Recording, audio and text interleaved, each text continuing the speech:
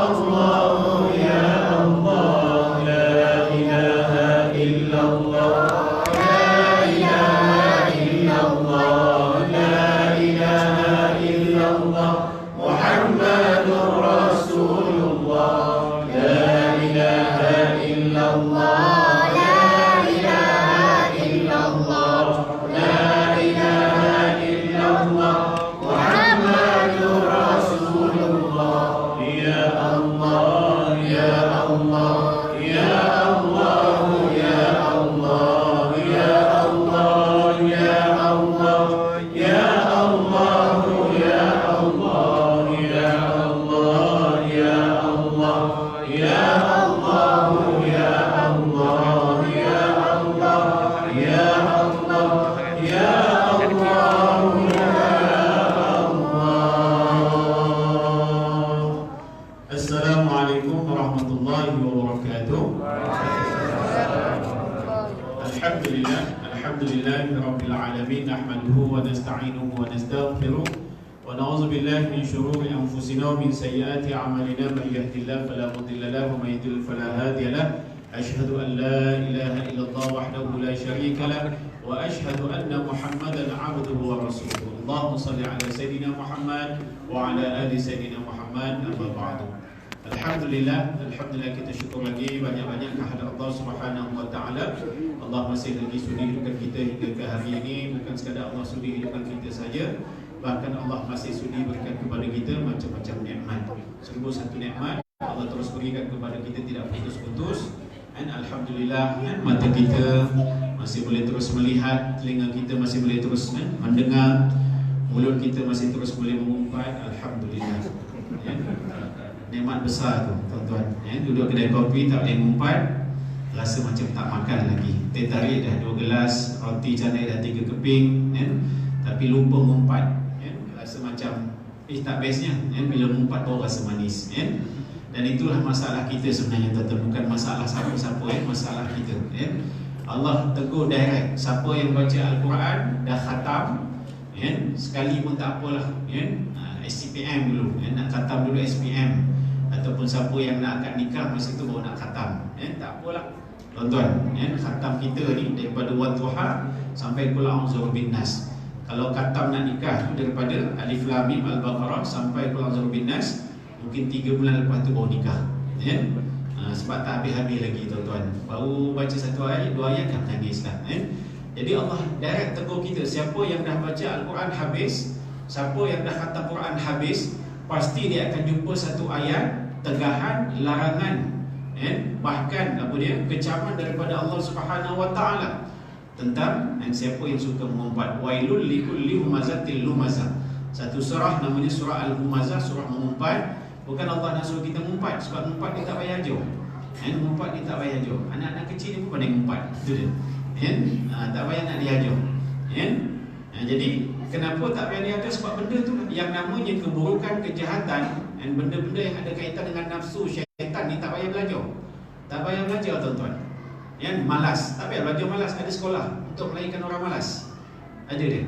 InsyaAllah besok pagi kita ada satu kuliah cerita tentang macam mana kita nak jadi orang malas. Ada. Macam mana kita nak jadi orang yang suka buat dosa. Tak payah. Perkara-perkara yang memang disukai oleh nafsu kita, tak payah belajar. Tak payah belajar, tuan-tuan, tapi siapa yang layan dia punya nafsu memang rugi sangatlah. Jadi sebab itu Allah tegur kita semua ni, Allah tegur kita semua ni melalui satu surah yang namanya surah Al-Humazah. Wailul likulli humazatil lumazah. Celakalah bagi orang yang suka humazah, mengumpat, lumazah, mengutuk ataupun memfitnah. Jadi tuan-tuan, puan-puan, ibu-ibu, bapa, saudara-saudara yang dirahmati Allah sekalian, inilah sama-sama kita muhasabah. Sama-sama kita muhasabah.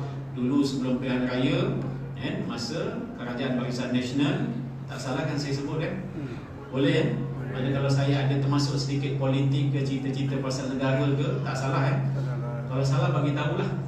Nak bagi tahu, Ustaz, kita masjid surau kita ni sikit pun jangan cerita pasal politik. Macam dululah, dulu bila kita ceramah tu sebut babi tu orang marah.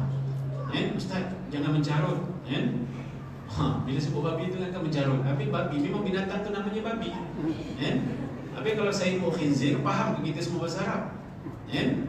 Itu cerita dia. benda-benda ni kita nak kena maklum lah. Dulu sebelum pilihan raya, apa cerita orang dulu mengumpat, mutuk, fitnah. Bahkan ada ustaz-ustazah beritahu kepada saya, sekarang dihukum dia, ini sebelum pilihan raya dulu lah. Sekarang ni hukumnya harus kita mengutuk dan memfitnah, terutamanya pemimpin-pemimpin ni. Kita nak kena kutuk, kita nak kena fitnah. Saya kata mana jumpa ayat ni? Macam mana? Perkara yang Allah haramkan, Allah kecam, tiba-tiba kita boleh halalkan. Allah sebut wailul likulli humazatil lumazah, celakalah bagi orang yang suka mengutuk dan juga memfitnah. Ini larangan, tegahan daripada Allah SWT. Tiba-tiba sampai kat kita ni yang ada ilmu sikit, kita kata harus hukum dia. Kita kutuk, kita kata pemimpin-pemimpin yang tak adil dan sebagainya. Tuan-tuan, ingatkan habis pilihan raya tu tak mutuk juga sekarang. Sebab yang menang orang lain pula. Tu cerita dia, tuan-tuan. Jadi sebab itu kenapa surah Al-Humazah tu, kalau kita buka Quran, ada surah tu. Ada surah tu. Suka tak suka, pandang tak pandang, tapi nak beritahu kepada kita, ini tegahan daripada Allah Subhanahu Wa Taala sebagai peringatan kepada kita semua. Jadi sebab itu semua yang dirahmati Allah sekalian, macam-macam nikmat tidak putus-putus Allah berikan kepada kita. Start pada kita lahir sampai sekarang. Start pada kita lahir sampai sekarang. 30 tahun, 40 tahun, 50, 60, 70. Allahu Akbar. Kalau kita nak fikir-fikir balik apa nikmat yang mula-mula Allah berikan kepada kita pun kita tak boleh nak fikir dah. Tapi alhamdulillah hidup kita penuh dengan nikmat. Penuh dengan nikmat. Yang nikmat tadi itu kalau kita nak bilang, kita nak hitung, kita nak bayar, pasti kita tak mampu. Allah tahu kita tak mampu, tuan-tuan. Jadi justru itu marilah kita renung, kita kenang dalam-dalam macam-macam nikmat tidak putus-putus Allah berikan kepada kita. Untuk apa sebenarnya kita gunakan semua nikmat-nikmat tadi? Dan untuk apa? Untuk kita buat kebaikan, kita manfaatkan, tuan-tuan. Ini kalau kita hidup di atas muka bumi ni lah. Saya sendiri pun dah berceramah di Malaysia ni lebih 25 tahun, tuan-tuan.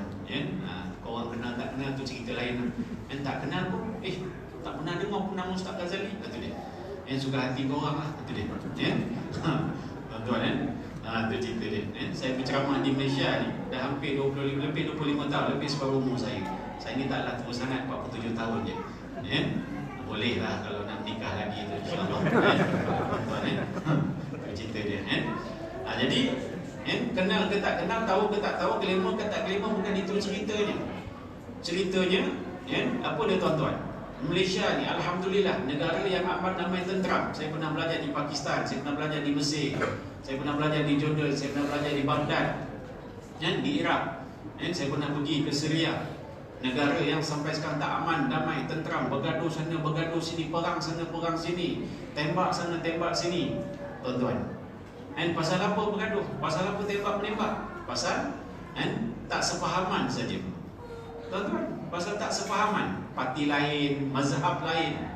Di Pakistan mazhab Hanafi, kita di Malaysia mazhab Syafi'i.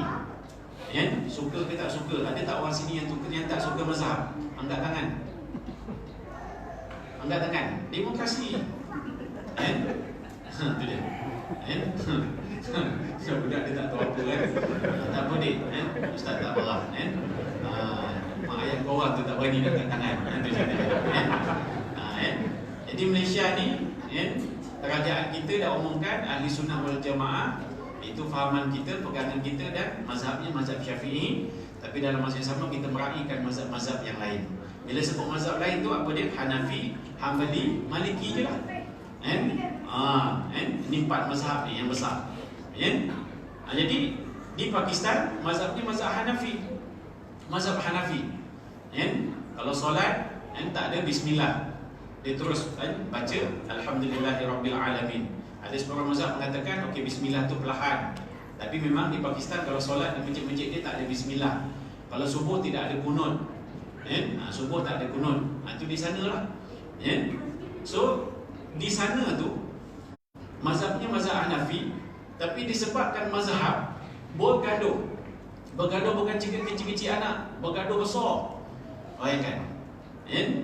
Itu dia. Mazhab Hanafi bila mana dia duduk tayat akhir, dia tasyahud asyhadu an la ilaha illallah wa asyhadu anna Muhammadar Rasulullah, turun. Ini mazhab Hanafi.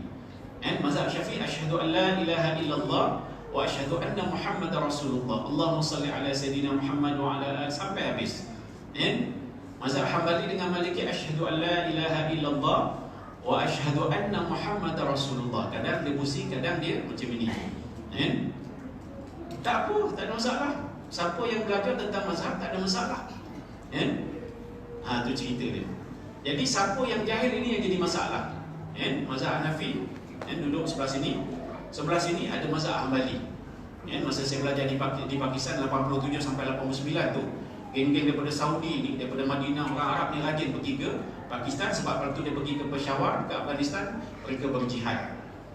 Masa tu mujahidin, dia banyak lawan dengan Rusia. Jadi bila sembahyang dekat masjid-masjid, masjid-masjid di Karachi di Pakistan tu bercampur lah dengan geng-geng daripada Mekah, Madinah ni. Jadi geng-geng Mekah, Madinah, asyhadu an la ilaha illallah wa asyhadu anna Muhammadar Rasulullah, ataupun macam ni. Mazhab Hanafi, asyhadu an la ilaha illallah wa asyhadu anna Muhammadar Rasulullah. Ni tuan-tuan. Yang ini Hanafi, yang ini Hambali ataupun Maliki. Kalau kita belajar ni tak jadi masalah. Tapi sebab jahil, yang Hanafi kata, yang Maliki kata, kau punya tak betul. Ni dia, puak-puak daripada Saudi dia cakap engkau tak betul. Puak-puak daripada Malaysia kata engkau yang tak betul. Siapa suruh main-main? Dia ingat main-main. Dia. Jadi bila kawan sebelah ni main-main, dia sampai solat tu, dia pegang kawan sebelah ni. Dia pegang. Sebab mencegah kemungkaran. Kalau kita belajar betul-betul, bukan luar solat saja tuan-tuan. Dalam solat pun kalau ada kemungkaran kena cegah. Siapa yang kat sini pernah pergi umrah, pernah pergi Mekah, solat dekat Masjid Nabawi ke dekat Masjidil Haram, tiba-tiba Arab sebelah sini tarik kita. Sebab ada ruang kosong. Dia tarik kita, kita pun tepis dia. Tuan-tuan, tak belajar, tu dia. Memang kalau kena tarik tu kita kena ikut. Orang Jawa kata kena manut tu dia. Manut tu maknanya follow lah senang cerita dia. Kena ikut je lah. Orang Jawa sini Okey, orang Jawa ni, tu dia. Satu geng tuan-tuan Jadi mencegah kemungkaran dalam solat pun kena cegah. Kalau ada kemungkaran, imam salah baca, contoh imam terlupa, rukuk, sujud, tuan-tuan, kena tegur lah. Tak boleh nak tegur, caranya kita pun tak nak tegur, cakap je mam, tahiyat, tu dia kan. Tak apalah, aku batalkan solat aku pun tak apa, yang penting orang lain jangan batal, tu dia kan. Itu tak betul, tak boleh juga. Itu tuan-tuan, cerita dia. Jadi kawan sebelah ni pegang jari, puak Saudi ni tadi, dah diam, dia lepas. Tengok gerak lagi, dia pegang lagi. Sebab tadi mencegah kemungkaran tadi tu. Lepas, diam, gerak lagi, pegang lagi, itu dia. Lepas tu lepas, 3 kali pegang, lepas tu dia gerak juga, kawan yang angkat tangan tadi tu digigit, putus.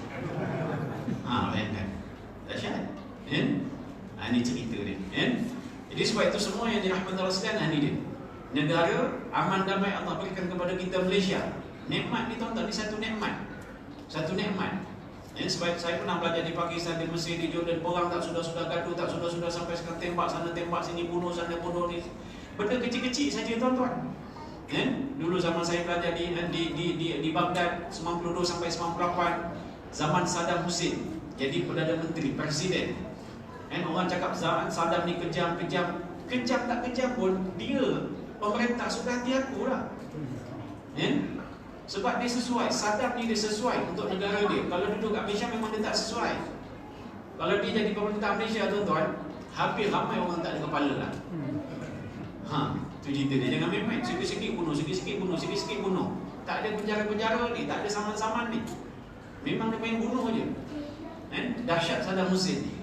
Minggu depan nak meeting kabinet, katalah nak meeting kabinet, dia punya SP bisik kat dia, bos, meeting kabinet minggu depan ni ada 3 menteri ni nak sabotaj kita. Dia dapat maklumat daripada SP dia. Saddam cakap apa dia? Orang tu minggu lepas dah tak ada lah. Punya SP ni tak boleh pakai, dah ada SP lain. Cakap tu kan. Dia cakap apa? Orang tu minggu lepas dah tak ada lah. Yang 3 orang dia cakap tadi tu nak sabotaj meeting minggu depan, minggu lepas tu tak ada lah. Jangan main-main. Bila sebut tak ada tu, dia dan keturunan dia tak ada.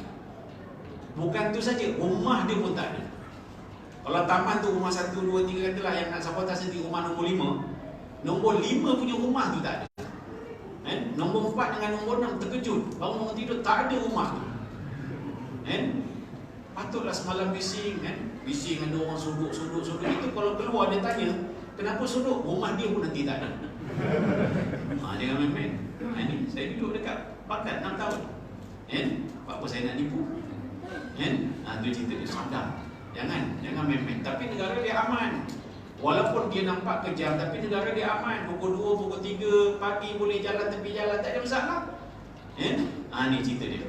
Walaupun masa tu Syiah di Iraq 65%. Iraq memang 99% Syiahnya. Malaysia berapa persen? Ada sini Syiah. Taman dia ada tak? Berani kat tangan tu dia. Itu dia kan. Syiah di Malaysia sedang berkembang ya. Jadi tahniahlah kepada penduduk Malaysia. Ni bukan sebab parti ke apa ke. Syiah daripada Malaysia. Kat Malaysia ni 30 tahun dulu dah. Syiah di Malaysia ni 30 tahun dulu dah masuk dah. Ni tuan-tuan, jangan kita duk kempen macam-macam. Mak Sabu tu Syiah lah, Parti Amanah tu semua majoriti Syiah lah. Ni tak ada kena-mengena tuan-tuan. Syiah di Malaysia ni 30 tahun dulu dah masuk dah. Siapa yang buat masuk? Itulah doktor-doktor, profesor-profesor, pensyarah-pensyarah. Itu dia yang terangsang dengan pemikiran Ayatullah Khomeini. Dia baca buku revolusi Iran, semua dibawa, terjemahkan kan ke Malaysia. Sikit-sikit lah. Sibuk baca buku, tak sempat solat, tak apa, boleh jamak. Memanglah boleh jamak. Kita ni pun boleh jamak. Saya pun jamak tadi tu, jamak takhir. Sebab 3 hari tak balik rumah lagi ni. Tak jumpa rumah ni. Itu dia tuan-tuan. Jumpa rumah lain. Kepala kan kita dia Kalau kita musafir, lebih 2 mahalah memang boleh jamak. Tapi puak-puak Syiah ni, dia keluar rumah, dia dah boleh jamak dah. Pergi rumah sebelah dia boleh jamak. Rumah pula pergi sebelah dia, jamak tu tuan-tuan. Jamak lah. Ini isu dia tuan-tuan. Cerita dia macam ni. Dahsyat. Syiah dah lama dah masuk Malaysia tuan-tuan. LGBT pun sebenarnya cerita lama. Liberalisme pun cerita lama. Dulu zaman PN pun, saya duduk pejabat agama. Ini pun topik-topik yang kita bincangkan. Orang Malaysia suka liberalisme, macam-macam cerita tuan-tuan. Ini benda-benda kita nak kena faham ni. Jangan dia cakap sembrono. Kerajaan yang sedia ada sekarang ni, baru nak buat kerja, kita dah cakap macam-macam. Saya bukan bela siapa-siapa. Saya pada dulu sampai sekarang ni, saya level ni pendakwah. Saya boleh lihatlah sebab kita nak didik masyarakat. Kita nak didik rakyat. Dalam masa yang sama kita nak didik diri kita. Tapi itulah, kita ni besar-besarkan sangat politik. Besar-besarkan sangat politik ni. Macam politik tu boleh bawa kita masuk syurga. Dah sampai kita kapi-kapikan orang. Ni apa benda ni? Tuan-tuan, ni apa benda ni? Tengok hijau sikit dah sensitif dah. Tengok biru sensitif dah. Color BOP lah. Tak ada color kita pening, ada color pun kita pening. Nak jadi apa kita ni tuan-tuan? Saya masuk televisyen dulu, tahun 2000 saya start masuk TV. Bukan masuk dalam TV tu, televisyen lah. TV 1, TV 2, TV 3 tu. Gila nak masuk TV, mana cukup tu dia. Start tahun 2000 saya masuk televisyen. Nak masuk TV dulu, ya Allah, pening kepala. Ustaz tak boleh pakai macam ni, Ustaz kena pakai macam ni. Jubah-jubah tak boleh pakai, kopiah putih tak boleh pakai. Ustaz kena pakai blazer, tie. Ataupun Ustaz kena pakai baju Melayu, butang kena cukup. Siap sampel lagi, walaupun kita duduk atas meja nak kena pakai samping juga. Tak payahlah. Pokok nak masuk semua kita berdiri, masuk samping kasut semua tak apa. Kita duduk kat meja ni tapi kena pakai samping juga. Dia kata pening kepala lah korang ni. Yang nak digambar tu ke atas je lah. Bawah tu tak pakai apa pun masalahnya. Kena komplit lengkap tu cerita dia. Kita pun belilah kopiah warna hitam. Kita pakai. Ustaz tak boleh Ustaz. Dah aku kata warna hitam. Memanglah warna hitam tapi Ustaz pakai kopiah. Ustaz kena pakai songkok hitam. Maknanya kat situ pula pening kepala. Songkok hitam yang macam mana? Alah Ustaz ni tak faham-faham lagi. Songkok UMNO lah. Tu dia. Dulu. Maknanya kalau pakai putih ni pas. Kalau pakai hitam songkok tu UMNO. Kita keluar TV, pakai songkok hitam tu, keluar TV, Ustaz UMNO ke? Tu dia. Bila kita ceramah kat luar pula, kita pakai songkok kopi yang putih ni, orang TV kata, Ustaz pas ke? Masalah ni Ustaz. Tu dia. Masalah apa? Tu dia. Dulu ni tuan-tuan. Tapi kita buat bodoh je lah. Tak apalah. Kita pun follow lah. Orang suruh pakai songkok hitam, kita pakai songkok hitam. Orang suruh pakai kopiah, kita pakai kopiah. Ini kena sabar lah. Yang penting agama tu sampai, dakwah tu sampai. Kadang kita kena fikir benda tu lah. Selagi dia tak suruh aku terlanjak ke apa semua menari, pesalah dia. Nak lebih-lebih kita tak nak lah. Nak gaya suka gaya tu gaya ni kan. Letih lah. Tu dulu tuan-tuan. Sekarang apa yang tak boleh pakai? Semua boleh pakai, serban, jubah, celak, selendang, tak ada masalah. Boleh yahanana, yahanunu, tu dia boleh pergi. Boleh qasidah sana, qasidah sini, boleh nyanyi sana, lompat sini, semua dah boleh dah. Semua dah boleh dah. Alhamdulillah, dah syukur. Alhamdulillah. Sebab kita mengambil kira semua ni. Mengambil kira semua benda ni, semua isu-isu dalam masyarakat kita. Orang Malaysia ni dia tak suka stres-stres, dia kena santai-santai. Sambil tu bantai lah, macam dia. Tu cerita dia. Siapa yang nak stres, ada kena mengaji, buka kitab sila. Yang ceramah-ceramah macam ni kan. Saya ni bukan pandai ceramah, bukan pandai sembang je. Memang betul, ustaz ni ceramah ke sembang lah, tu dia. Bukan nak ceramah, sebab ceramah orang pun dah pandai lah. Saya sendiri dah berceramah banyak tahun dah. Korang pun dah dengar orang berceramah. Silakan korang dah boleh bagi ceramah dah. Ni, bayangkan di Malaysia ni, kalau kita tengok kuliah subuh, kuliah duha, kuliah zuhur, kuliah asar, kuliah maghrib, tengok jadual kat majlis surah tu, kami ustaz-ustaz ni baca pun dah nak muntah lah. Korang selama tenang je. Syok je pergi kuliah zuhur, pergi kuliah asar, pergi kuliah maghrib, pergi kuliah isyak, kan kuliah lagi kedai kopi. Ya Allah, hebatnya orang Malaysia ni. Alhamdulillah. Jadi kalau kita faham, tuan-tuan, kita faham di sini, kalau kita faham sungguh-sungguh ilmu yang dah saban tahun kita belajar, campur dengan sembang-sembang ilmu ni, tuan-tuan, muzakarah ni, hayatul ilmi muzakaratun, hidupnya ilmu tu bila mana kita bincang-bincangkan, sepatutnya takkan berlaku apa yang berlaku sekarang ni. Gaduh-gaduh, salah faham, tuan-tuan, suami isteri berantakan, keluarga hancur, anak-anak kita hari ni hancur, tuan-tuan. Masyarakat kita, yang pemimpin-pemimpinnya, yang rakyat-rakyatnya, yang bisnesmen-bisnesmen, yang politik-politik, tuan-tuan hancur. Walhal Masya Allah, kita bukan tak belajar, semua belajar. Semua kita belajar, tuan-tuan. Agama semua kita belajar, fiqh, tauhid, semua kita belajar, fardu semua kita belajar, Quran semua kita belajar. Tapi kenapa jadi macam-macam cerita ni? Sebab itulah penghayatan ilmu tu tidak ada. Apa sebab kan Nabi dah sebut, may yuridillahu bi khairan yufaqihu fi din. Barang siapa yang Allah kehendaki baginya kebaikan, dia akan diberi faham dalam urusan agamanya. Jadi sekarang ni kita faham tak? Bila kita mengaji fiqh ni kita faham ke tidak? Bila mana kita mengaji tauhid ni kita faham ke tidak? Bila mana kita ngaji belajar tasawuf ni kita faham ke tidak? Kita belajar tasawuf tahap faham ke tidak? Kita belajar hadis faham ke tidak? Ini dia. Sebab bila kita faham, selesai banyak masalah. Kalau tak faham, jadi macam tadi tu lah, Hanafi dengan Hambali tadi tu, dengan Maliki tadi tu, sampai putus jari. Tuan-tuan, itu baru cerita putus jari, belum cerita tentang perkara yang lain pula. Soft, lurus dan rapatkan soft bila nak solat. Tuan-tuan, mazhab Hanafi bila sebut lurus dan rapatkan soft, dia akan rapatkan bahu dia. Bahu dia akan rapat tapi kaki dia tak rapat. Mazhab Hanafi bila berdiri, dia macam perempuan mazhab Syafi'i, kakinya dirapatkan. Ni dia. Kan kau baru dengar malam ni? Baru tahu, ya ke? Ya ke? Itu dia. Habis dulu buat apa? Habis ustaz-ustaz tu yang ramai-ramai tu ngajar apa? Ni tuan-tuan, kadang kita pun confuse juga, ustaz ni ngajar apa saya bukan ngajar. Saya cakap saya sembang. Tapi saya tak sembang kosong lah, saya sembang ilmu. Sebab kalau betul-betul nak belajar, buka kitab tuan-tuan, nada kitab, bukan nada Helio, itu dia. Kita nada Helio, itu dia tuan-tuan. Masuk Helio, sedap juga, itu dia tuan-tuan. Ini kita sembang-sembang. Kalau jadi ilmu, alhamdulillah. Kalau tak jadi ilmu, tu na'udzubillah lah, tuan-tuan. Ini kita tengok. Ini kalau kita faham ni, lurus dan rapatkan soft. Masa Hanafi bila sebut rapat, bahu dia rapat, kaki dia tak rapat. Kaki dia tak rapat dengan orang sebelah. Sebab kaki dia, orang lelaki sama dengan perempuan mazhab Syafi'i. Apa pun bila angkat tangan cuma rapat. Kalau dia punya ni bahu, kepak ni dia rapatkan. Bila sujud pun semua rapat. Ini mazhab Syafi'i dengan Hanafi. Jadi pasal soft saja, apa jadi dia tuan-tuan? Pasal soft ni, masing-masing kita nak lurus dan rapatkan soft ni. Puak-puak daripada Saudi tadi tu, dia punya rapat pula, kaki dia pram je tu. Jadi bila tengok orang sana lapang, tengok orang sini lapang, dia pun pam je tu. Dia kangkangkan kaki dia, macam nak terkangkang tu dia. Ni tuan-tuan. Tapi cara dia buat tu menyakiti orang sebelah, pam dia buat gitu, pam dia buat gitu. Apa jadi lepas tu? Habis dia solat, Buat Pakistan tu tunggu mamat tu keluar. Keluar saja mamat tu M16 berkecai kepala orang tu. Kan? So punya pasal. Tapi kalau tak faham, tu boleh jadi. Ini tuan-tuan, saudara-saudara yang dirahmati Allah sekalian. Ya?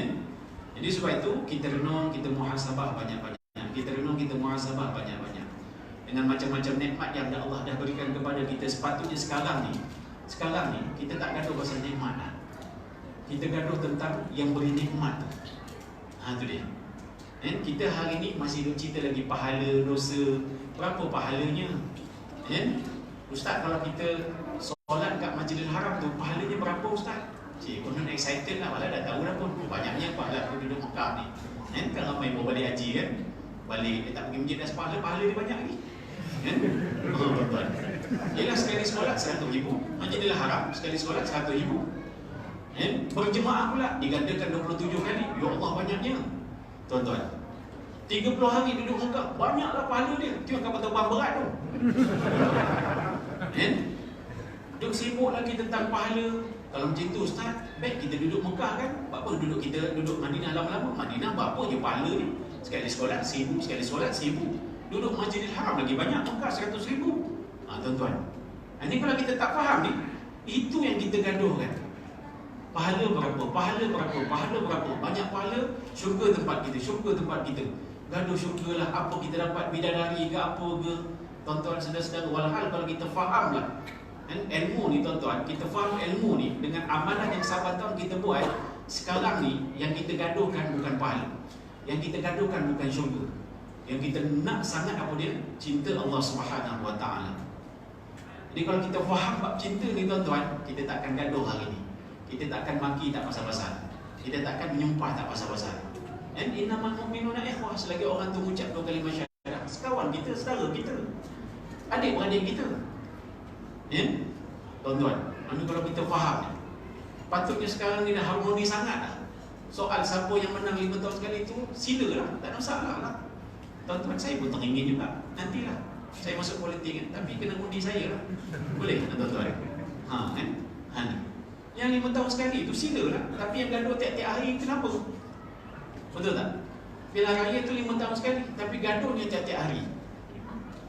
Tuan-tuan, kalau gaduh untuk sama-sama amalkan Islam, tuan-tuan, meriahkan amalan kita satu kampung ni, tak apalah tuan-tuan. Ini gaduh tentang nak pecah belah. Allahu Akbar, Allahu Akbar tuan-tuan. Sedih kadang saya pun semacam tak apalah, malas lah nak ceramah-ceramah ni. Orang duk cakap kita satu bab, tapi itulah saya ni memang tak kisah pun orang nak cakap apa tuan-tuan. Saya keluar dekat zikir-zikir dengan main gitarnya, dengan apa je orang duk cakap. Ustaz tak erti ke muzik tu haram? Siapa kata haram tuan-tuan? Siapa kata muzik tu haram? Ada hadis, memanglah ada hadis. Belajarlah tentang hadis pula satu bab. Jangan ikut hadis buta-buta tu cakap. Kalau gitu semua benda muzik haram lah. Kita punya handphone semua dengan ada ring, haram lah. Tuan-tuan, kalau ikutkan tu, semua tu haram lah. Janji muzik dia haram tuan-tuan. Horn pun haram. Sebab dia muzik, dia bunyi-bunyian. Jadi kena cipta satu horn, tekan, hoi. Bodoh, lalu tu dia tuan-tuan. Macam tu kan. Sebab dia bunyi muzik juga. Bila kita cerita Ustaz, Ustaz sampai ke situ pula. Dah yang tadi kau senang-senang cakap haram tu kenapa? Bila bab-bab lain boleh pula. Semua benda boleh pula. Sampai zikir pun ada muzik. Contoh. Jadi benda ni nak kena faham sungguh-sungguh. Nak kena faham. Jadi sebab bodoh je lah. Sebab kita ni pun bukanlah pandai sangat. Kebetulan kesempatan peluang yang ada ni, apa salahnya kita sampaikan agama tu dengan cara yang kita rasa selesa lah. Masyarakat kita ni pun bukannya nak beria sangat. Jadi sebab tu benda-benda macam ni kita nak kena faham sungguh-sungguh. Sebab intipati tuan-tuan, intipati dalam kita belajar, dalam kita beramal, faham tadi tu. Intipatinya adalah faham. Jadi sebab tu kena banyak-banyak mohon doa pada Allah SWT, berikan kepada kita kefahaman. Diberikan kepada kita kefahaman tuan-tuan. Dan kita tengok orang-orang alim dulu tu bukan belajar pandai sangat pun, tapi sebab dia faham. Hatinya lurus dengan Allah SWT. Hatinya lurus tuan-tuan. Ini panduan-panduan dalam kita beramal. Ulama banyak meletakkan amalan kita ni Pertamanya kalau betul dan ikhlas, maka Allah terima tuan-tuan. Jadilah bekalan kita bertemu Allah SWT. Amalan yang kita buat ni mesti betul, bertepatan dengan Quran dan Sunnah. Lepas tu mesti kena ada ikhlas dalam diri kita. Kalau yang kita buat tadi betul dengan Al-Quran dan Sunnah tapi tidak ada ikhlas, tak jadi amalan, Allah tak terima. Kita buat ikhlas, tapi benda yang kita buat tadi tu bercanggah dengan Al-Quran dan Sunnah, memang kita mencuri ni ikhlas. Sebab nak tolong orang makin miskin ni, kesian surau ni, tiap-tiap bulan kena bayar tu bayar ni, tak apalah, saya main loteri lah. Kalau kena nombor separuh untuk masjid tu dia. Tuan-tuan, boleh? Boleh ke? Boleh ke? Bahaya ni tuan-tuan. Tapi ada mazhab di Malaysia ni, namanya ini mazhab, namanya mazhab Robin Hood. Dia merompak tuan-tuan, dibagi-bagi miskin. Ini Robin Hood lah. Dia main nombor, niatnya nak tolong orang masjid. Itu dia kan tuan-tuan. Walau orang masjid tak koman pun duit dia, pergilah, itu dia. Tapi pandai-pandai dia cipta kaedah tuan-tuan. Tak betul. Dia kena betul dan ikhlas. Selari, bila selari tu insya-Allah. Jadi sebab itu semua yang dirahmati Allah sekalian, saya sembang-sembang saja dan saya tak akan ambil masa yang panjang sebab makanan pun dah sejuk di luar tu. Kan korang pun nak kerja besok, saya lagi lah nak balik jumpa rumah. Dah 3 hari ni, masuk hari keempat boleh ambil taklid tu dia kan. Bulan keempat bukan hari yang keempat tuan-tuan. Jadi apa yang nak sama-sama kita muhasabah tuan-tuan, yang nak kita muhasabah ni, kita punya langkah hijrah tu. Langkah hijrah. Hijrah ni bukan setahun sekali, hijrah bukan sebulan sekali, hijrah ni bukan seminggu sekali. Hijrah ni sebenarnya setiap hari. Azam untuk berhijrah tu setiap hari. Kalau kita main setahun sekali ni, sebab tu tak berubah-ubah sampai ke sudah. Ilmu kita macam itu mungkin lebih teruk lagi, amal kita macam itu mungkin lebih teruk lagi tuan-tuan. Habis tuan-tuan. Jadi sebab itu hijrah ni, semangat hijrah ni, azam hijrah ni tuan-tuan, setiap hari bangun tidur, detikkan dalam hati kita, hari ni kita nak buat apa. Ini tuan-tuan, ini Nabi ajar. Yang namanya innamal a'malu binniyat wa innamal likulli imri'in ma nawa. Memanglah hadis itu, asbab menurutnya keluarnya hadis itu ketika mana Nabi hijrah daripada Mekah ke Madinah. Sampai Nabi boleh sebut detail tadi itu. Ada orang yang berhijrah kerana wanita, ada orang yang berhijrah kerana harta. Tuan-tuan, ialah orang-orang Mekah kaya-kaya, bila nak hijrah tak boleh bawa satu sen apa pun. Sebab orang dulu duitnya tongkol-tongkol tuan-tuan, berbackpack. Tuan-tuan, kita pun ada lah juga orang backpack kan, katanya tuan-tuan kan. Tapi boleh transport online. Sekarang, dulu tak boleh nak online. Kena bawa tongkol-tongkol tu. Abdul Rahman bin Auf bila mana nak hijrah tak boleh bawa satu sen pun apa. Suhaib Ar-Rumi, kaya sahabat Nabi ni, ramai yang kaya-kaya. Dia kata kalau kamu nak hijrah lah, nak belah-belah lah, harta yang ada ni kamu tak boleh bawa. Kalau kamu bawa mati. Bayangkan. Jadi ada sahabat-sahabat yang mikir tak apa, nanti kat sana aku cari aku boleh kaya lagi. Contoh. Jadi Nabi sebut tu rupanya benda tu berlaku. Ada seorang lelaki yang berkenalan dengan seorang wanita, orang Madinah, sembang punya sembang, tak tahu Instagram ke Facebook ke apa ke. Tengok-tengok lah Madinah punya orang macam mana nak pergi. Madinah kan daripada Mekah, Madinah 500 km, mana ada bas, mana ada helikopter, mana ada kapal terbang dulu. Tunggulah rombongan. Tengok Nabi dengan para sahabat dia nak hijrah. Ikutlah. Itu cerita. Tetapi hijrah dia untuk dunia. Jadi kalau kita nak kaitkan yang namanya hadis tadi tu, hadis tu kalau kita renung sungguh-sungguh, bukan setahun sekali, bukan sebulan sekali, bukan seminggu sekali, tapi setiap hari sebenarnya. Bahkan ulama sepakat mengatakan hadis innamal a'malu binniyat wa innamal likulli imri'in ma nawa. 80% daripada perbuatan kita seharian dalam hidup kita ni berpaksikan kepada hadis tadi. Bukan main-main hadis tadi itu. Jadi sebab tu Nabi ajar kepada kita, siapa yang bangun saja daripada tidur, bangun tidur lantas terdetik nak buat kebaikan, belum buat apa-apa lagi ni, dia dah set jam 5.30 ke, pukul 6 ke, ataupun tunggu azan dilawangkan ke, dia pun bangun. Siapa yang bangun saja daripada tidur lantas terdetik dalam hati dia, dalam diri dia nak buat kebaikan, nak solat jemaah. Hari ni aku nak solat jemaah. Hari ni lepas solat jemaah aku nak mengaji Quran. Habis mengaji Quran aku nak sembahyang sunat duha 2 rakaat. Habis sembahyang sunat duha 2 rakaat aku nak masukkan RM5 dalam tabung masjid. Lepas tu aku balik rumah, aku nak tolong rumah isteri aku kemas rumah, nak tolong isteri aku masak. Itu dia. Nak panggil anak-anak aku makan sama-sama. Ini benda-benda yang baik ni, disusun. Jadi Nabi sebut, barang siapa yang bangun saja daripada tidur lantas terletik dalam diri dia, hati dia nak buat kebaikan, Nabi kata inilah manusia yang paling beruntung. Kenapa? Sebab hidup dia akan penuh dengan kebaikan. Sebab dia dah dusun dah, nak buat ini, nak buat ini, nak buat ini, nak buat ini, nak buat ini, nak buat ini. Itu dia. Jadi penuh dengan kebaikan. Beruntung dia sampailah tidur balik. Tak masuk tidur dalam kuliah. Ni tidur yang itulah, nanti kejap kita nak tidur kat rumah. Tuan-tuan. Ini Nabi dah beritahu dah. Dan Nabi sambung, siapalah pula manusia yang paling malang, yang paling celaka, yang paling rugi, yang bangun saja daripada tidur lantas terletik nak buat kejahatan. Hari ni aku nak munting, hari ni aku malas nak pergi kerja, hari ni aku nak kenakan orang, hari ni aku nak umpat, hari ni aku nak rasuah, hari ni aku nak zalim orang. Ini contoh. Aku tak nak sign borang tu, sebab kalau borang tu aku sign, dia orang dapat. Aku tak nak sign, biar-biarlah. Itu dia contoh. Jadi dia set dia punya jadual tadi tu nak buat benda-benda yang tak baik. Jadi bila mana dia dah fikir benda-benda yang tak baik, samalah juga macam kita fikir benda yang baik tadi tu. Sebab kita akan dapat tenaga.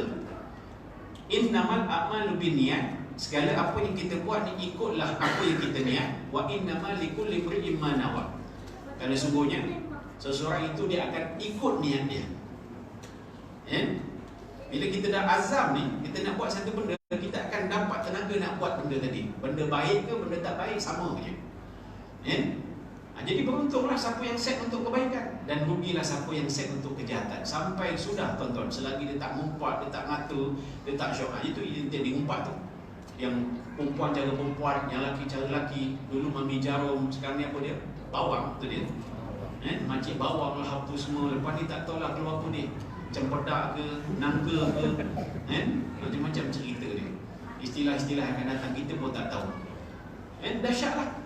Jadi sebab itu kalau kita faham sungguh-sungguh ni, semangat hijrah ni kena bawa setiap hari, selagi mana kita hidup. Muhasabah amalan-amalan kita ni. Solat kita dah cantik sangat ke, dah bagus sangat ke? Alhamdulillah. Kita boleh berjemaah 5 waktu, alhamdulillah.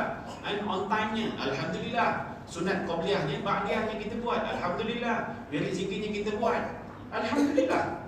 Tapi itu mungkin dari segi fizikalnya, dalamannya macam mana? Dah faham tak tentang solat tu? Solat tu kita dah faham ke belum? Dah rasa tak kemanisan dia, seronoknya, tuan-tuan? Ni. So, maknanya kena muhasabah lagi lah. Dah dapat tak belum rasa-rasa tadi tu? Inna solata tanha 'anil fahsya'i wal munkar. Sesungguhnya solat boleh cegah kita daripada fahsya' dan munkar. Fahsya' tu maksiat, mana yang ada kaitan tentang seks. Munkar tu kejahatan munkar lain, menipu, naya. Tuan-tuan, ni dia. Kita ceklah muhasabah. Lagi banyak kita solat, lagi banyak kita ngumpat, lagi banyak kita bersolat, lagi banyak kita maki hamun orang. Ini kita muhasabah. Tapi kenapa tak ada rasa tadi tu? Sebab tidak ada kepahaman. Kalau kita faham, ya Allah, tuan-tuan, kita nak bangun solat bukannya senang. Wa innaha lakabiratun illa 'alal khashin. Allah sini sebut solat ni berat, tapi kita boleh istiqamah. Allahu akbar, tuan-tuan. Bangun pagi-pagi subuh, tu dia. Tak ada tampal pun siapa solat subuh dapat RM10, tuan-tuan, tak ada. Tapi kita bangun juga, bangun bukan senang, tuan-tuan. Tiba-tiba ngumpat, nganta, habis, tuan-tuan. Dan kita tak ada rasa rugi pun. Tak ada kita rasa apa-apa. Sebab itulah, satu, kita tak faham. Kedua, konsep muhasabah tu kita tak ada langsung, tuan-tuan. Kita ngata orang, habis kata. Kita mukul orang, habis gitu saja. Kita nipu orang, habis gitu saja. Cuba kita muhasabah. Kita duduk sekali jadi macam Sayyidina Umar. Tuan-tuan, sebelum nak tidur, duduk sorang-sorang, nangis, tuan-tuan. Nangis mengenangkan dosa-dosa. Ya Allah, ya Allah. Umar, tuan-tuan, Allahu akbar. Siapa tak kenal Sayyidina Umar? Rugi, tuan-tuan, kalau kita tak kenal sahabat-sahabat Nabi. Ashabikan nujum, Nabi sebut. Sahabat-sahabatku ibarat bintang-bintang di langit. Idin tadaitu ihtadaitu. Kalau kamu ikut, kamu akan berjaya. Hari ni siapa kita ikut? Kita ikut siapa, tuan-tuan? Niaga kita ikut siapa? Kita ikut siapa dia? Siapa yang masalah yang kaya-kaya itu, siapa dia? Bill Gates. Kita nak jadi Bill Gates. Kita nak jadi Warren Buffett. Buffett tak pun tak. Tu. Itu kita punya idola. Walau sikit pun tak ada kena dengan keimanan kita, agama kita, tuan-tuan. Tak apalah busu-busu ikutlah Tazkirah Said Bukhari, apa salah dia?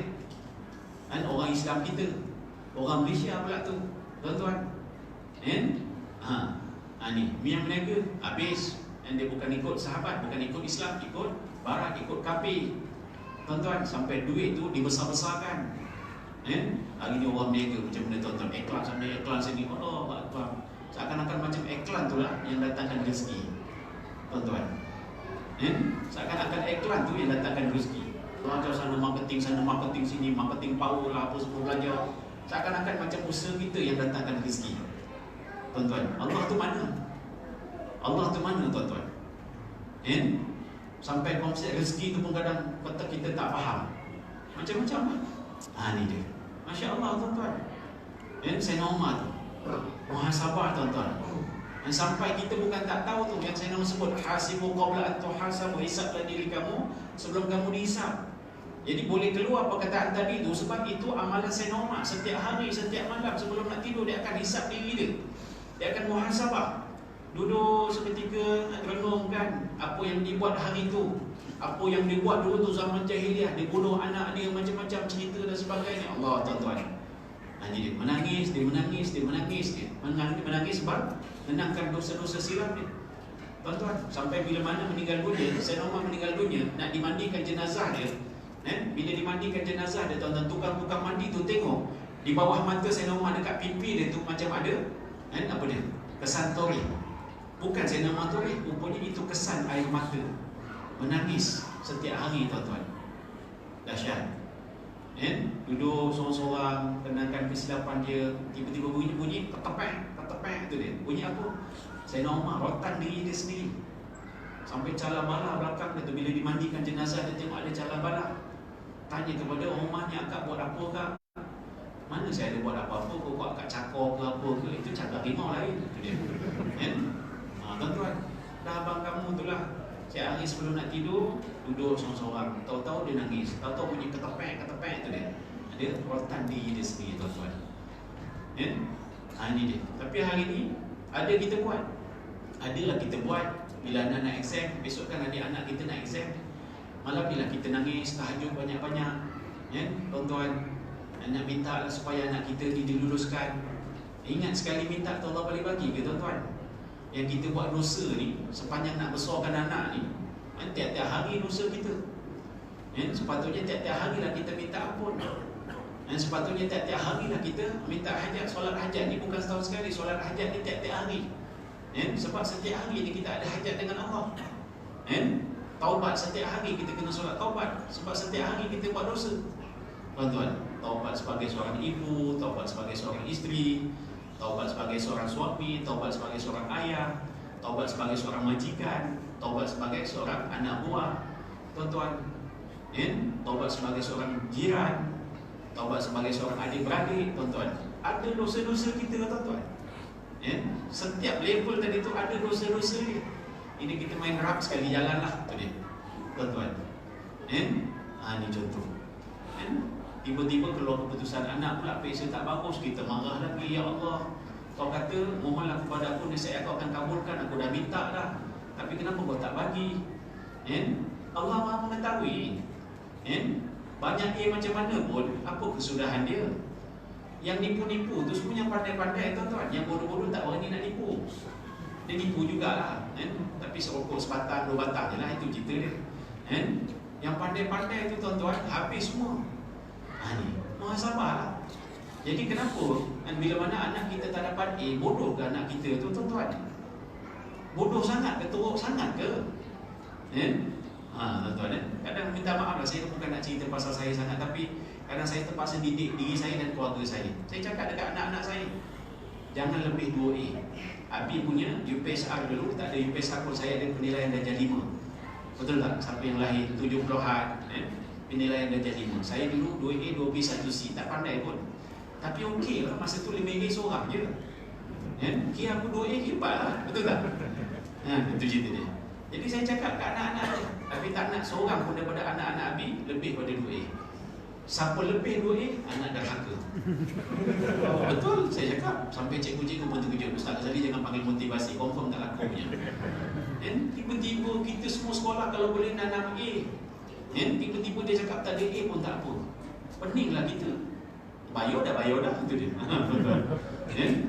Kadang saya betul mau jemput ceramah, minta solat hajat, baca yasin, doa, pimpin doa. Sebelum nak buat tu saya tanya dulu. Sebelum kita nak solat hajat, sebelum kita nak baca yasin, sebelum kita nak berdoa, sebelum saya nak berceramah ni, saya nak tanya dululah.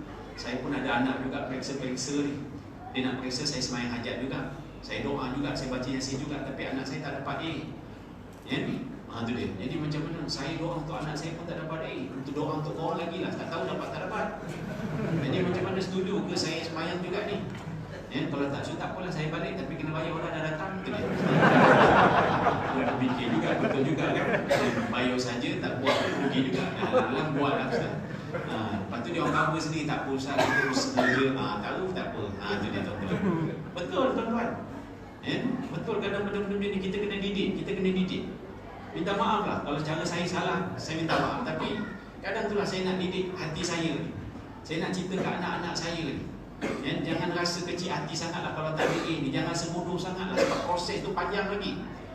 Dia boleh mikir, kalau bapa aku dulu 2A, 2B, 1C tahun 83, 84, 82. Tu berapa tu? Sekarang ni tahun 2018. Maknanya 30 tahun yang lepas. Contoh 40 tahun yang lepas. Bodoh juga bapa aku ni. Tapi boleh keluar TV, hebatlah. Tu contoh. Jadi biar dia mikirlah apa salah dia. Biar dia mikirlah apa salahnya. Ada hak, anak kita ada hak tuan-tuan. Jangan kita santap semua, kita sumbat anak nak jadi apa nanti. Anak yang rosak ni sebab itulah, sebab kehendak mak bapak dia, bukan kehendak dia sendiri. Anak-anak ni ada juga, dia punya rasa tuan-tuan. Anak saya yang nombor 4 sekarang ni sekolah dekat mana, dekat Johor tuan-tuan. Bayangkan sekolah dekat Johor, sekolah seni Johor. Masa dia nak UPSR tu, dia tak nak baca buku. Jenuh umi dia pujuk baca buku lah. Alah, malas tu dia. Tu dia. Kenapa? Sebab dia nak sekolah kat sekolah lukisan tu. Boleh baca buku, boleh periksa, tapi umi kena isi borang tu dulu. Okeylah, umi dia pun download, isi. Post, depan mata dia post. Baru dia nak baca buku. Tapi dia nak baca buku main-main saja, dia tak nak sungguh-sungguh. Kenapa? Sebab sekolah tu B pun boleh masuk. Jadi dia tak perlu nak A lah. Dia kata B pun boleh masuk. Jadi kalau bapak dia doa minta A, tiba-tiba dapat A, dah kena pergi sekolah lain. Tak best lah, dia nak sekolah tu. Dan sekolah tu B pun boleh masuk. Memang betul keputusan dia 4B 1C. Dan dia pergi peksa tu, confident nak dapat B tau, bukan A. Kita yang nak bapak ni nak A, tuan-tuan. Kita nak jadi apa sebenarnya? Kenapa kita tak serahkan pada Allah? Allah Maha mengetahui. Kita daripada dulu reti ke semua benda ni? Kita serah saja pada. Jadi juga orang kahwin juga, dapat anak juga. Jadi kenapa bila tak sampai dekat anak-anak kita ni, kita jadi orang yang macam takut sangat dengan takdir. Seakan-akan kalau tak ada A tu, tak ada tu, tak boleh hidup tuan-tuan. Ini contoh. Walau rezeki yang kita Allah beri pada kita bukan untuk kita, untuk anak kita sebenarnya. Tu. Banyak benda lagi kita nak kena muhasabah tuan-tuan. Banyaklah. Jadi sebab itu antara perkara yang kita nak kena lakukan sekarang muhasabah lah tuan-tuan. Muhasabah. Muhasabah ni kalau kita nak terjemahkan kepada taubat, kita nak terjemahkan kepada insaf, kita nak terjemahkan kepada istighfar. Istighfar tuan-tuan. Istighfar. Nabi SAW ajarkan kepada kita satu hari lebih 100 kali minta ampun kepada Allah SWT. Sebab kita ni banyak dosa, banyak silap kita kan. Istighfar lepas solat pun kadang kita tak khusyuk, kita tak beri kesungguhan. Sedangkan istighfar ni kena sungguh-sungguh. Bukan mulut saja sebut, mata pun kena istighfar, telinga pun kena istighfar. Itu yang Rabi'atul Adawi ajarkan kepada kita. Istighfaruna yahtaj ila istighfar. Bila mana kita nak beristighfar ni, kena istighfar betul-betul. Istighfar tu betul-betul macam mana tuan-tuan? Sebelum nak Astaghfirullahalazim alladzi la ilaha illa huwal hayyul qayyum wa atubu ilaih. Sebelum mulut tu nak lafazkan tuan-tuan, mata, ni kita nak istighfar ni, telinga kita nak istighfar ni. Tangan, kaki kita nak istighfar ni, hati kita nak istighfar ni, kita nak minta ampun kat Allah ni, dosa kita banyak ni. Sama-sama masa tu. Barulah mata kita pun istighfar, telinga kita istighfar, mulut kita istighfar, tangan kaki kita istighfar, seluruh tubuh badan kita istighfar, minta ampun pada Allah Subhanahu Wa Taala. Barulah dan benda tu selari. Hari ni yang kena istighfar mulut, yang kena cakap mulut je tuan-tuan. Sebab tu kenapa di akhirat nanti mulut tak boleh cakap, yang boleh cakap yang lain, tangan, kaki, mata, telinga, tuan-tuan. Sebab tidak dididik tadi tu. Istighfar tuan-tuan, sama-sama lah. Kita istighfar sama-sama, kita muhasabah. Sebab kalau tidak tuan-tuan, tahun depan kita buat lagi majlis hijrah dan majlis Rabiul Awal, tuan-tuan Maulid Nabi dan sebagainya. Macam itulah juga kita. Sebab kita tidak ada kesungguhan, tidak ada azam, tidak ada muhasabah. Jadi bila ada rasa-rasa tadi tuan-tuan, insya-Allah kita boleh pergi jauh sebenarnya. Kalau ada rasa-rasa tadi, kita pun nak juga tuan-tuan.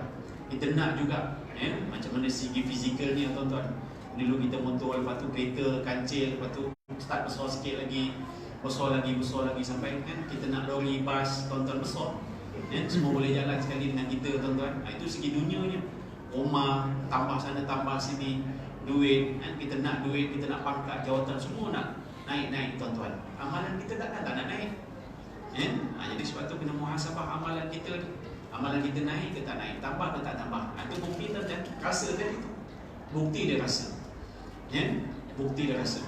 Pagi tadi saya diminta ceramah sekejap kepada asnaf. Apa ni tuan-tuan? Fakir miskin, bukan fakir miskin, mu'alaf. Betul lah, pejabat agama jemput saya, Ustaz bagi tazkirah sikit lah kepada ni mu'alaf.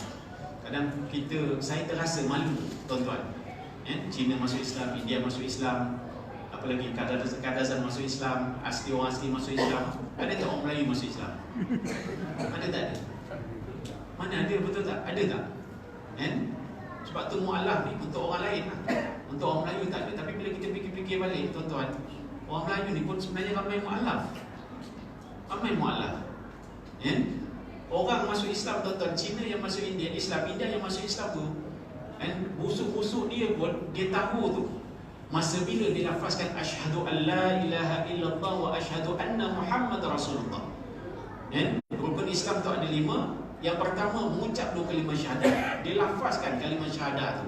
Katalah kalau hari ni 23 hari bulan 9 2018, pukul berapa, dia lafazkan asyhadu an la ilaha illallah wa asyhadu anna Muhammad Rasulullah. Yang bila dia lafazkan tadi tu, dia lafaz dengan sungguh-sungguh, faham dia. Sebutan lain tu biasalah, Cina, India biasalah tuan-tuan, tapi dia faham. Dia dengan penuh rela hati dia melafazkan 2 kalimah syahadat. Akhirnya tuan-tuan, hati dia sejuk. Allah berikan cahaya dalam hidup dia. Kita ni tuan-tuan, masa bila kita benar-benar lafazkan 2 kalimah syahadat. Sebab tu kita tak boleh nak sombong tuan-tuan. Masa bila kita benar-benar asyhadu an la ilaha illallah wa asyhadu anna Muhammad Rasulullah. Ada ustaz masa nak nikah hari tu, itu pun tersasul-sasul. Dia suruh istighfar, saya syahadah pula dah. Bila dia suruh syahadah, saya istighfar pula dah. Tuan-tuan, kelabah masa tu, kelabah. Jadi kalau kita faham ni, Allahu Akbar, malu kita nak sebut orang lain mu'alaf. Takutnya kita ni yang mu'alaf. Lafaz syahadah yang betul-betul kita sebut tu tuan-tuan, mungkin baru sehari 2 je.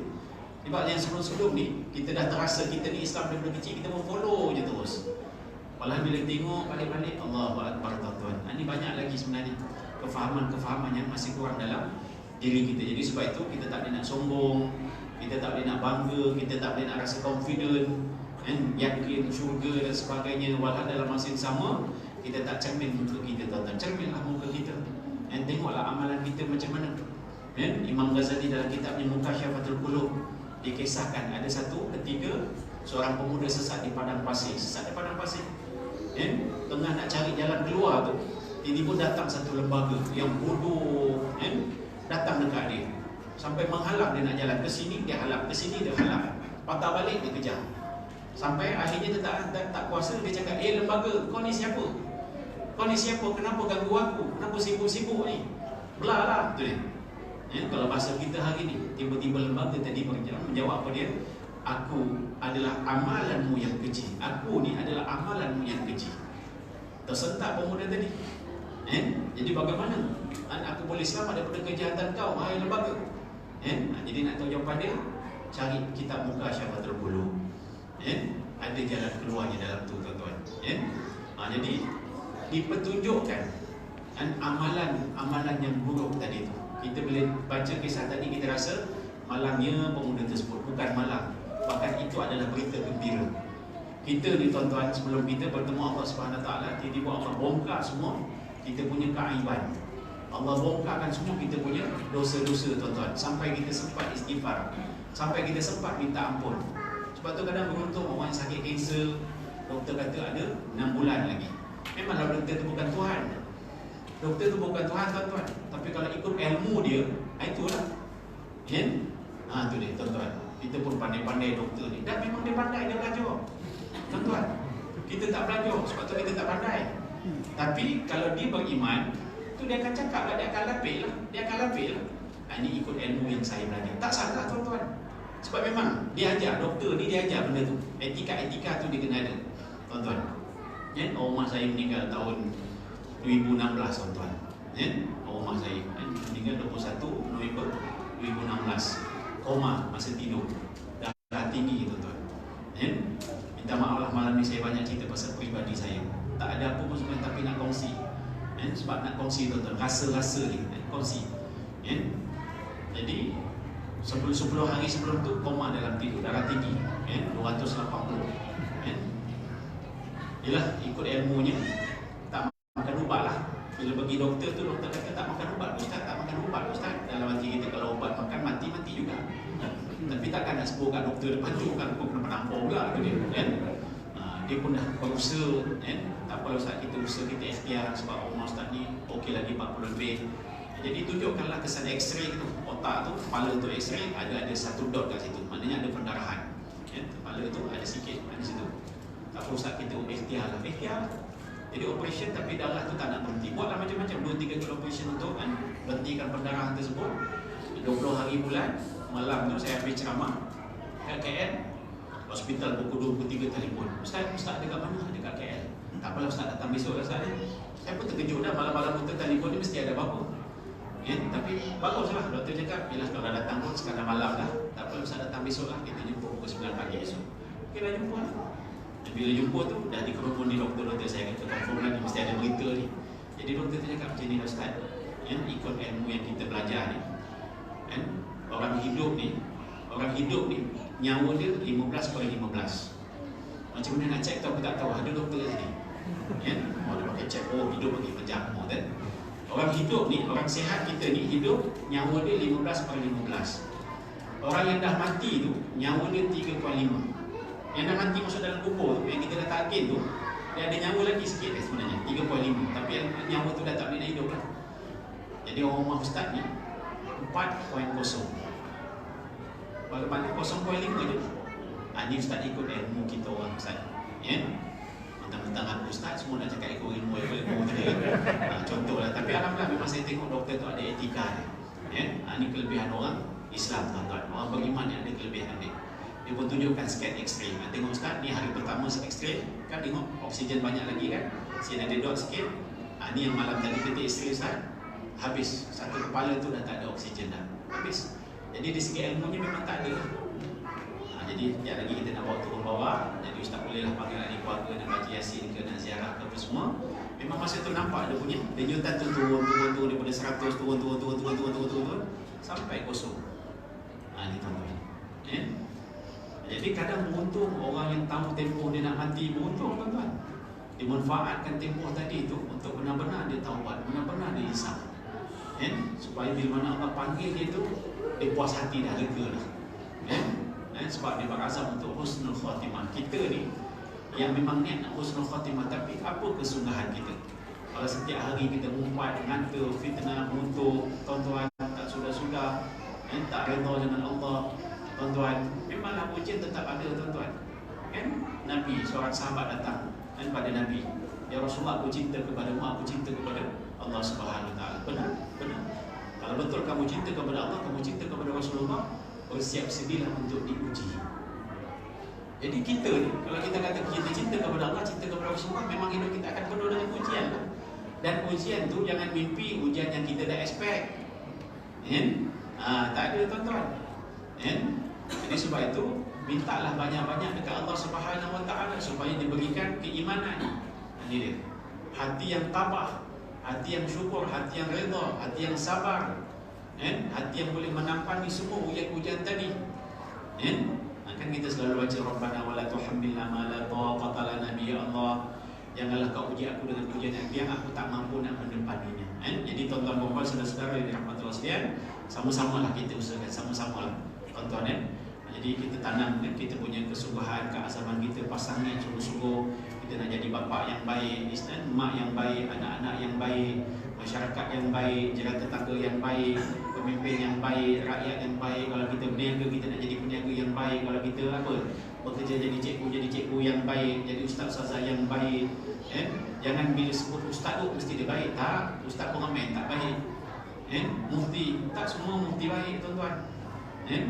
Tidak, manusia, kita ni semua manusia tuan-tuan. Raja ke, pemimpin ke, tapi yang penting kesungguhan dalam tadi. Ana ala zanni abdi bi, aku akan bersama dengan prasangka hamba ku. Jadi kalau hamba ku nak jadi orang baik, aku tolong. Aku sediakanlah jalan dia. Tapi kalau dia tak ada niat apa-apa, susah. Dan waladzina jahadu fina lanahdihim subulana wa innallaha lama'al muhsinin. Allah sebut barang siapa yang memang ada niat berazam sungguh-sungguh nak jadi orang yang baik, nescaya Allah akan lorongnya, ditunjukkan jalannya, didatangkan orang-orang yang boleh bantu kita jadi orang baik.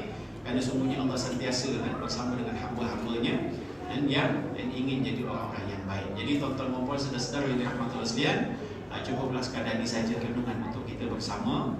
Mudah-mudahan ada kebaikan lah dalam banyak-banyak yang saya sembang-sembang tadi itu. Mudah-mudahan ada kebaikan. Sebab bila mana Allah temukan kita ni pasti ada hikmah dia. Kalau tidak, saya pun dah boleh cancelkan ceramah saya dah. Kita janji 22 tak jadi, sudahlah. Atau dia kan, aku pun ada program lain juga. Tapi yalah, alhamdulillah tuan-tuan pun tak jadi masalah buat ceramah lepas Syak. Itu cerita dia. So bermakna ada hikmahnya lah Allah temukan kita pada malam ini. Dan mungkin ada kebaikan untuk saya ataupun kebaikan untuk tuan-tuan. Dan kalau tak ada kebaikan, sama-sama lah kita muhasabah. Sebab Allah nak ajar kita ni tak semestinya dibagi benda-benda yang bagus saja. Mungkin Allah datangkan kepada kita dan perkara yang aib. Aku ustaz ni ceramah bebel macam, dan mak lempih lah aku semua. Ini contoh. Tapi kalau kita boleh muhasabah sama-sama, saya pun balik muhasabah. Apa benda aku ceramah tadi tu, buat bebel, tak sudah-sudah. Tuan-tuan, sama-sama lah kita muhasabah. Supaya apa? Supaya kita boleh berhadapan dengan macam-macam ujian yang tidak putus-putus Allah akan terus berikan kepada kita. Tapi bila mana kita dapat memahami semua perkara-perkara tadi, akhirnya kita akan berolehlah kejayaan di dunia, di akhirat, dan husnul khatimah, syurga Allah Subhanahu Wa Taala. Jadi tuan-tuan, saudara-saudara dirahmati Allah sekalian, kalau ada keburukan, kelemahan, saya minta maaf banyak-banyak. Terima kasih kepada semua dan sama-samalah kita berusaha untuk jadi hamba yang baik di dunia sampai di akhirat nanti. Aku la falaza wa astaghfirullah li wa lakum. Wassalamualaikum warahmatullahi wabarakatuh.